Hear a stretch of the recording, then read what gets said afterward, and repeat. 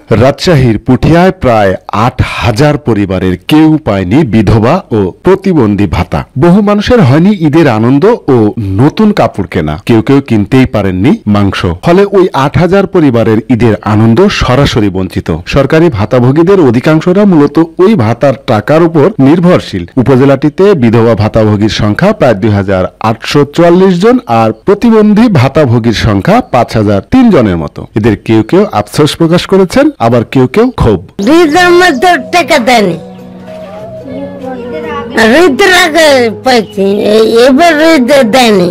টাকাটা পাই, তেল কিনি, নুন কিনি, তরকারি কিনি, কাপড় কিনি, জামাই বিটাল তারে বিদায় করি, চাল ডাল কিনি, তারে খাওয়াই, নিজে খাই দিদি। টাকা না পেয়ে কেমন লাগছে? কেমন যা খাতে পাচ্ছে না, হাট বাজার হচ্ছে না, তাই বলেন। আর কিছু বলতে চান?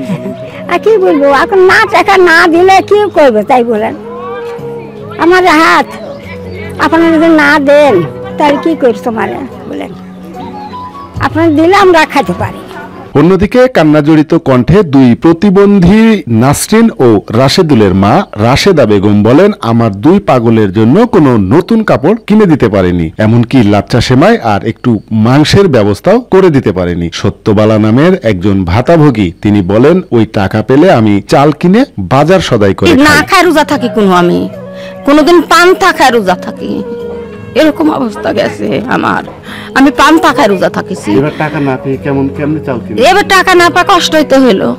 হয়তো টাকাটা পাইলে বেটা 2 বস্তা চাল কিনবো 25 কেজির, হয়তো একটু সামাই কিনবো, একটু চিনি কিনবো। ওগুলিও যদি না কিনবো, হয়তো ধন সকলের মুখে 1 কেজি মাংস কি 1/2 কেজি মাংস কি একটা মুগরি কি ধন সকলে একটা জামা কি কাপড় দিতে পারলাম, তাহলে মনটা আমার খুশি হলো না। আমার বেটা নাই, পুত নাই, 2টি সন্তানই পাগল, আমাকে দেওয়ার মতন কেউ নাই, 10টা টাকাও হাতখানে দেওয়ার মতন মানুষ নাই। মানুষে মাছ মাংস খাচ্ছে, আমি পাগল ছাগল যা পাচ্ছি তাই করি খাচ্ছি। এই সুখ, আর কি সুখ? পাগলের একটা জামা কি পাগলিকে একটা জামা দিতে পারিনি। মাংস কই পাবো বেটা, আমরা মাংস কই থেকে খাবো?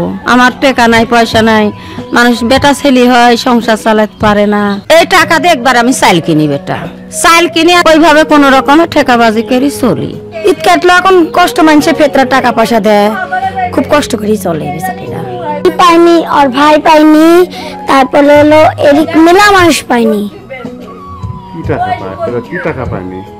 এরা বিধবা ভাতা পায়নি, আর পাগল পাগলের টাকা পাই, 1 টাকাও পায়নি, আসেনি।